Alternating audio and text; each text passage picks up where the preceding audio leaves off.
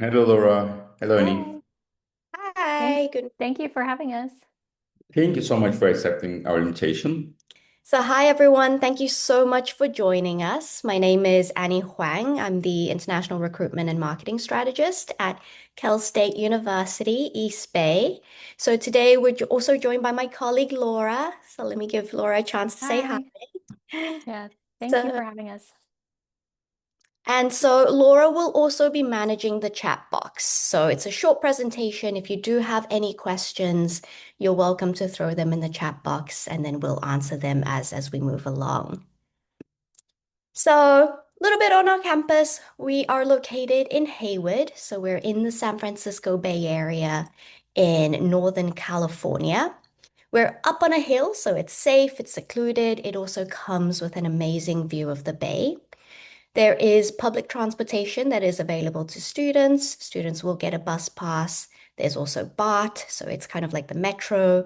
So it allows students to get around if they want to go to San Francisco, if they want to go to San Jose. On weekends, students like to enjoy sporting events. So if you want to go see the SF Giants, if you're into baseball, concerts, there's a lot of local art, go hiking. Everything is within 30 miles of the main campus.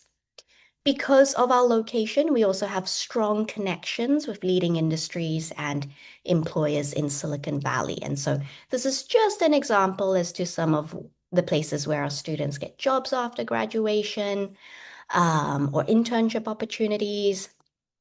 Some of the top Bay Area employers are often in STEM or in health fields. It includes companies like Apple, Cisco, Genentech, and Google. We are a medium-sized campus, so we have just around 12,500 students in total. Small class sizes, so we're looking at around 22 students to one faculty on the undergraduate side, and then 17 to one on the graduate side.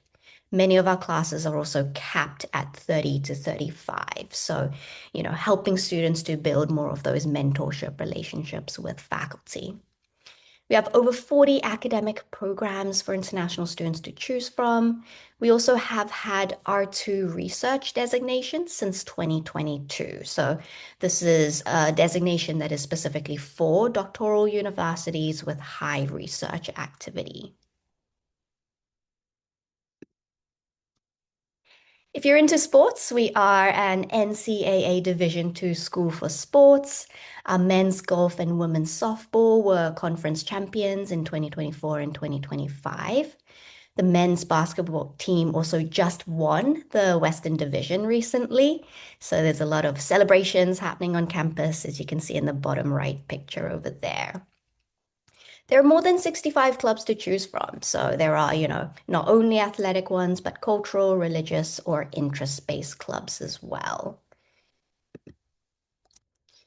We are constantly growing. So here are some examples as to the new facilities that we've built. Here you can see the Braddock Center. So this is where many of our labs are held, as well as faculty mentored research takes place. It's really cool to see some of the, peek through the glass walls. You can kind of see what the students and faculty are doing as you look in. We also have a STEM lab, so it's a study facility that is tailored to help support students that are enrolled in courses such as biology, chemistry, computer science, and so on. Students are also welcome to drop in with questions, use the space for group study sessions, or work on their homework assignments.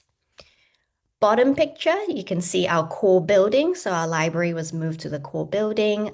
It was built in 2021. It is a LEED certificated building, so it received a certificate for leadership in energy and environmental design. And then the Braddock Center also has LEED certification as well. So just an attestament to the college's focus on sustainability. Out of the 40 academic programs to choose from, here are some of the popular majors. For the full list, please do visit our website, so we will throw some links into the chat box for you. So popular majors, business, psychology. We do have also healthcare pathways like nursing, biological science. We do have a strong computer science and engineering program. The ones marked with an asterisk are STEM OPT eligible programs. So after you graduate, you'd be able to extend your OPT by an additional 24 months. For non-STEM programs, it comes with just 1 year to live and work in the US within your field. Our BSN nursing program is very competitive. It does come with additional requirements. And then we do also have a Bachelor of Fine Arts, for example, with options to concentrate in animation and in interaction and game design. And then on the graduate side, we do also have a lot of STEM programs to choose from. There's the construction management program. This helps managers to take on large public and private construction projects. There is also the MA in Interaction Design and Interactive Art. It's a 2-year program that integrates computer science with UX and UI. Within computer science, there are 3 concentrations. I will mention some of them. So we have the AI and machine learning concentration. There's also the computer networks concentration. We also have an MBA program that comes with different options. We were recognized as a best business school by the Princeton Review.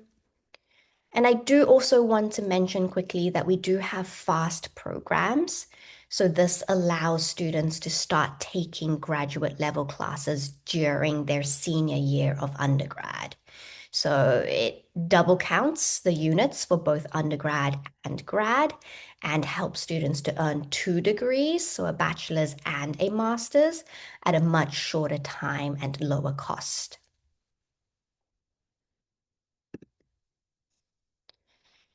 So I'm sure you're all wondering, what are the career paths with your degree? So here are some examples as to where our students have worked. Recently, we have had some students from computer science that are now at Apple and Expedia. We have Semi, a Turkish student that graduated with an MS in statistics. They went on and did their OPT at Gap. So Gap is a large fashion retail company here in the US. He's doing data analysis there. And then after his OPT, they sponsored his H-1B work visa. We do have a career center that guides students on job searches.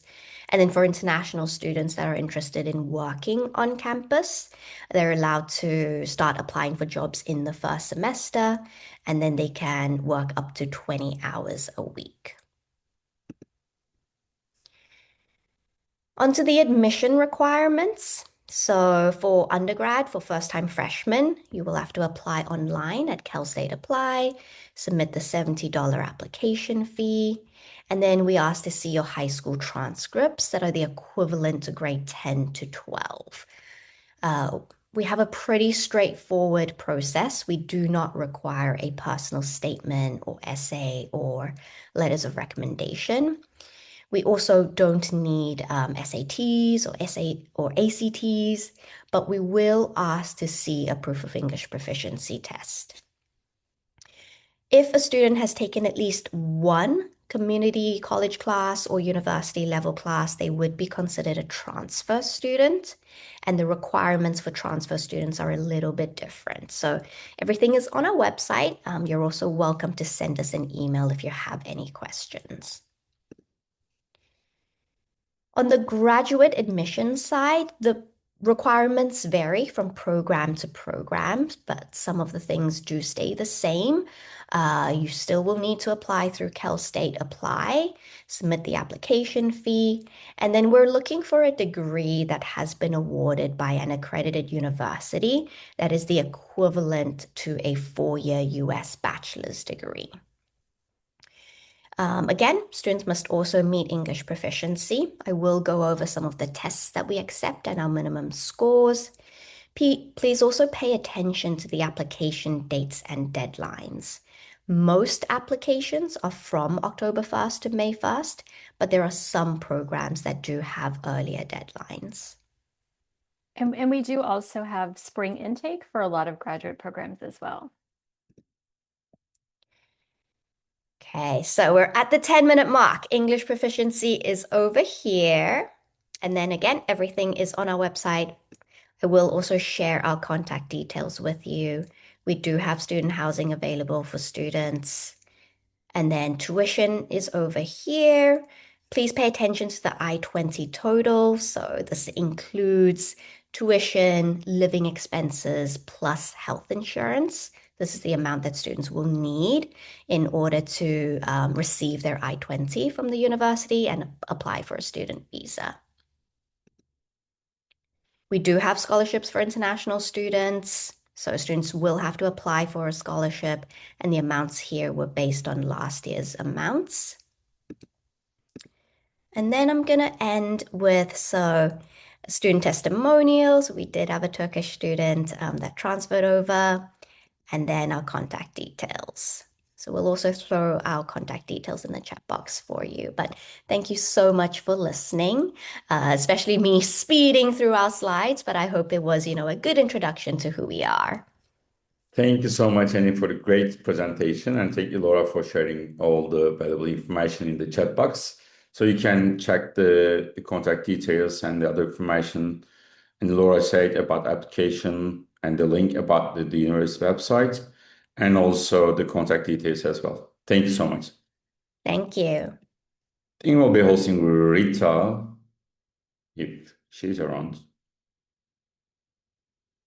Guess she is. Hi, Rita. Hello, everybody. Great You to can hear you. see and hear me well. Yeah, we can hear you well, and you look great. Right, Thanks so much.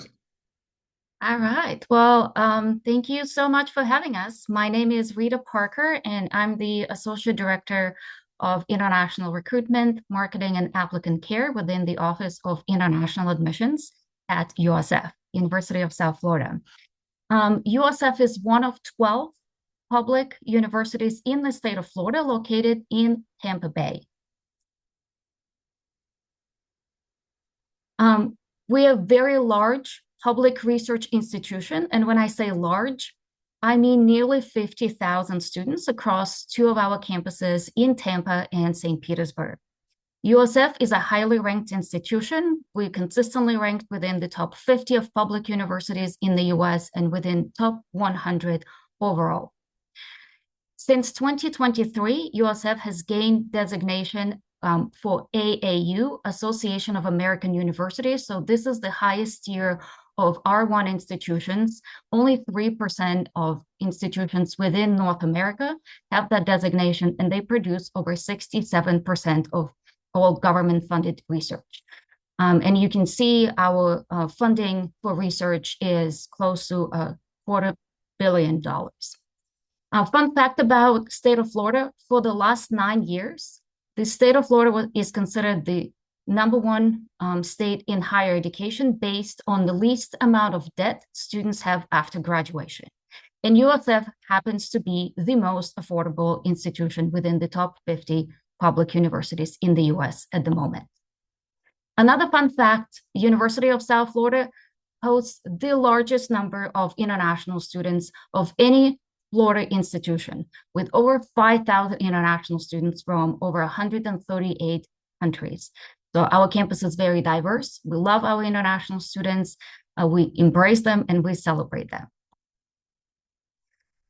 Speaking of our location, University of South Florida is located in the beautiful Tampa Bay area.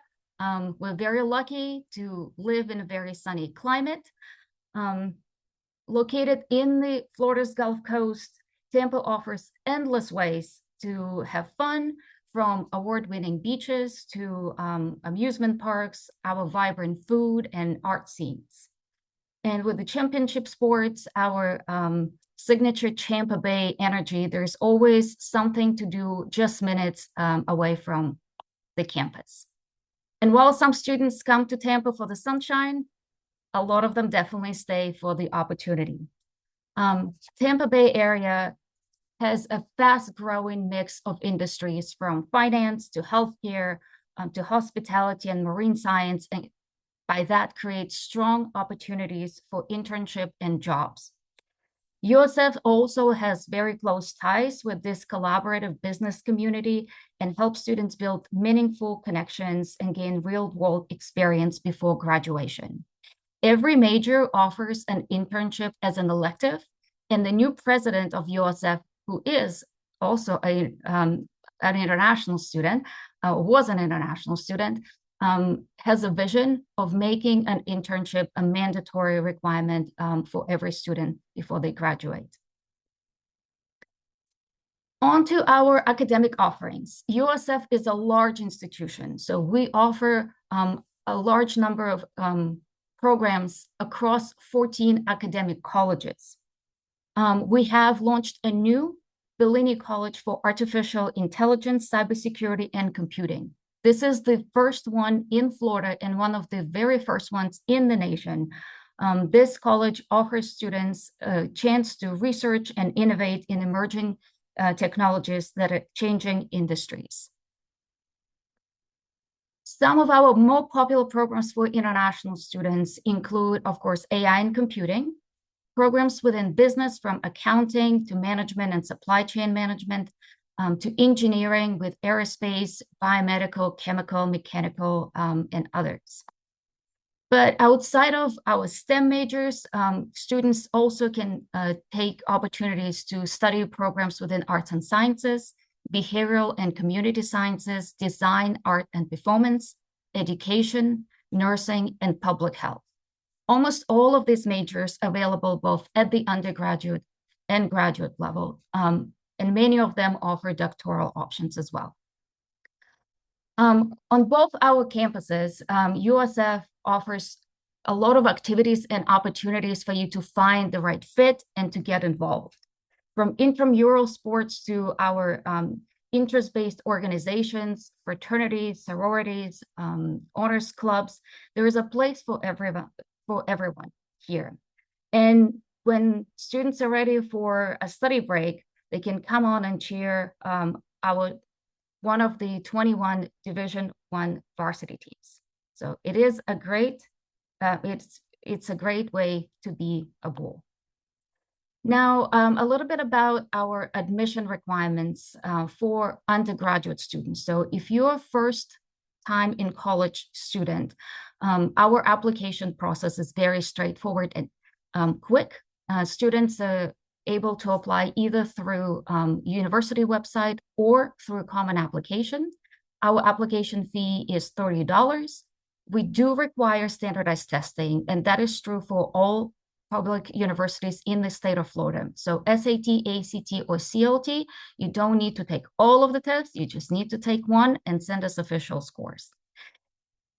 Outside of that, we only need your original high school transcript. So if you're still in high school at the time of application, you will send us everything you have available to that point. If you already graduated high school, you would send us your transcript and your diploma with English translation. Now, we don't have a separate requirement for English proficiency. English proficiency gets satisfied with meeting minimum scores on SAT or ACT. A few things to know about standardized testing. Why do we do this? A lot of universities in the US went away from requiring standardized testing after the pandemic. However, the state of Florida kept that requirement. Essentially, this is a test that is going to assess your academic knowledge in reading, writing, and mathematics. SAT is probably the most commonly accepted and what that we see the most that students take. And most universities, including USF, will require that you get official scores from the testing agency.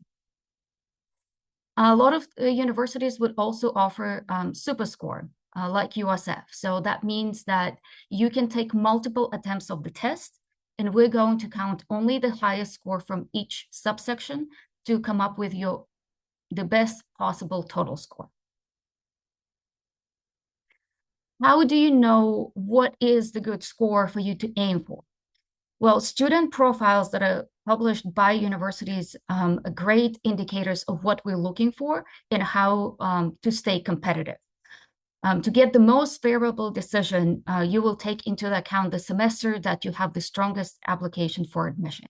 In the case of University of South Florida, our fall admission term is more competitive than summer, but we do have flexibility, so you may be able to start with us in the summer and then transition into the fall semester. A couple of bonus tips for undergraduate admission with USF. We don't require essay or personal statement. You have the same requirements to apply for most majors. And if you are taking advanced secondary curriculum, so for instance, you are doing IB schooling or you're taking Cambridge curriculum, USF awards up to 45 credits, or essentially 1 year worth of credits to your degree. So that means you're saving not only time, but you're also saving financing that extra year. Dates and deadlines is probably one of the most overlooked criteria for admission, and this is really path to success. Our university, like many universities, has adopted the early action, early decision timeline. There is regular decision and rolling decision, but for a better chance to get your desired term and major, you really want to get your application in early. So essentially, you have to plan to apply almost a year ahead of your intended start term with USF. And then based on the timeline you complete your application, we do award scholarships. You don't need a separate application for the scholarship. You automatically considered based on your merit. So we look at your GPA and your SAT scoring. On to graduate admission information. So unlike undergraduate admission, graduate admission process is decentralized. So you would apply through the website, but your application will be reviewed by a particular college, depending upon which one you apply to. You have the same application fee, and you would need to submit your official transcripts from all places where you studied, along with, in most cases, along with an evaluation.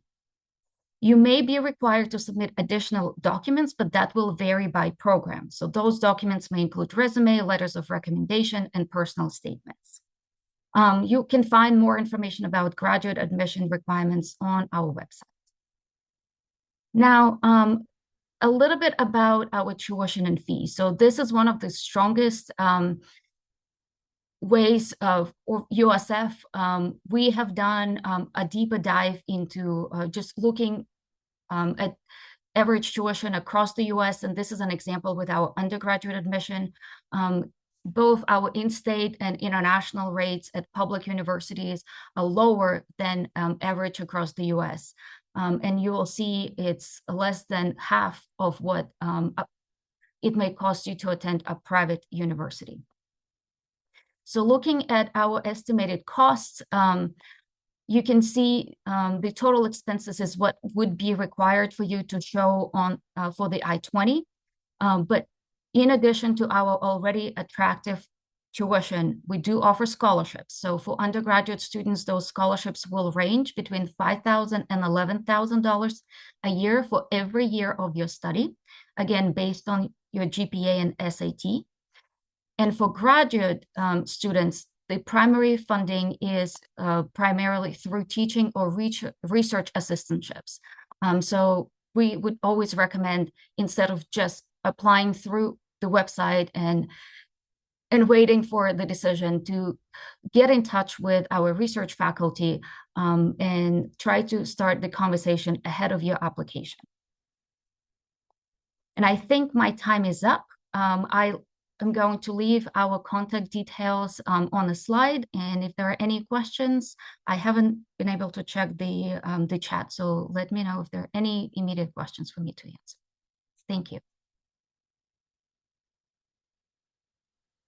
Thank you so much, Rita, for the great presentation. And though we have the limited time, I just have a quick question to answer everyone in general. And it's about the higher education institution recognition. And then I'll just quickly answer in Turkish, if you don't mind.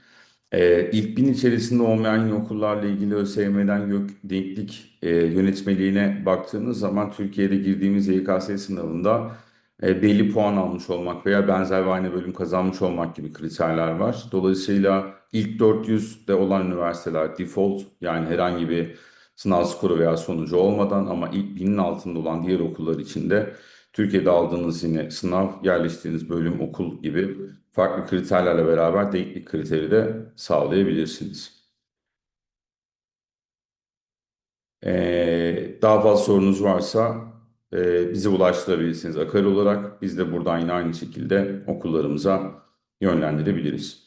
Thanks so much, Annie, for the great presentation and also for the valuable information you provided on the chat box. Thank you so much, Rita, for your time and the presentation. And we plan to keep going further and with the next webinars. And we'll definitely be having your support as well. Thank you so much for your time. Herkese katıldığı için çok teşekkür ederiz. Bir sonraki webinar, Kanada webinarı, paylaşılan link üzerinden yine katılım sağlayabilirsiniz. Thank you so much again. Thank you. Bye-bye. Bye bye.